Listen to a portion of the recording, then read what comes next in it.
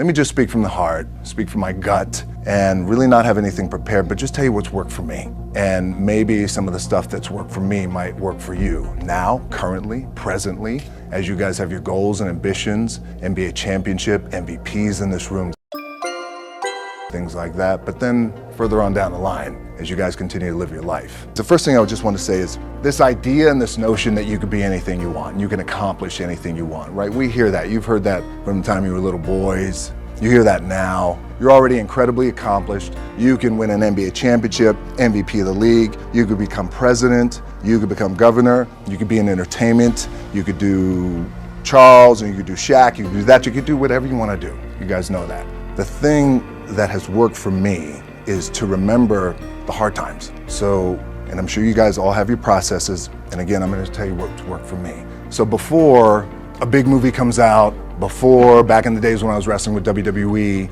a WrestleMania match, anything big that would happen, I would always take a moment and I'd just remind myself, all right, I was evicted when I was 14.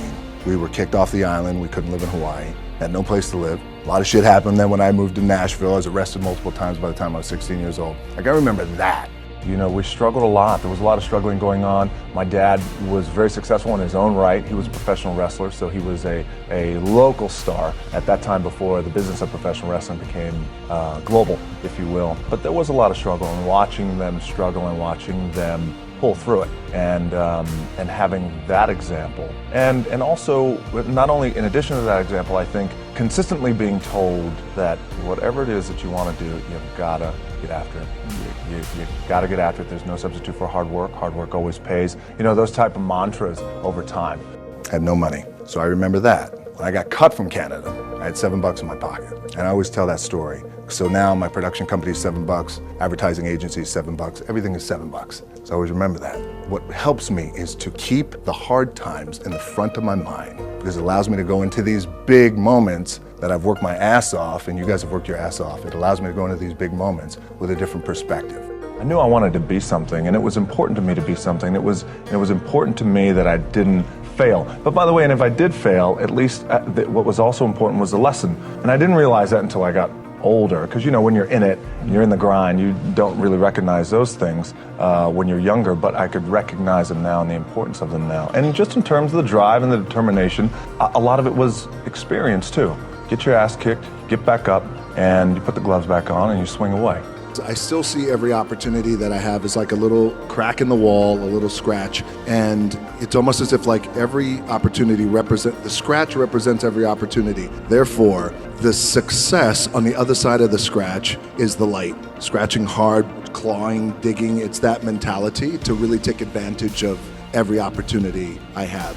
And I remember laying there in the ring, and the referee said to me, don't listen to him, and it was crippling for me. But so then at that time, the powers that be thought, this isn't gonna work, and for whatever reason, people are not liking you and they're not connecting with you. And so in that moment, it was very defining, because I asked then if I could just be myself, and if I could go out there, and if I can speak to the crowd, and if I could just be myself and be authentic, and if I don't wanna smile, I don't smile. If I wanna laugh, I laugh. If I want to sing, I sing. Whatever it is, I just want to be me. Can I have that for 1 minute of live TV time? Powers that be at that time, Vince McMahon said, you got it. So on Raw, live TV, I grabbed a microphone and I said, I may be a lot of things, but sucks isn't one of them. And I said something to the effect of, basically, it's not a this thing, it's not a that thing, it's a me being myself thing. And before you know it, I guess the moral of the story is the importance and the power of finding your identity and being true to who you are. Even in that wild world of pro wrestling, it still applies to everyone in the room, and how powerful that could be, because it was a true shift and click moment, and I never looked back, and I became, fortunately, the biggest draw that the business has ever seen.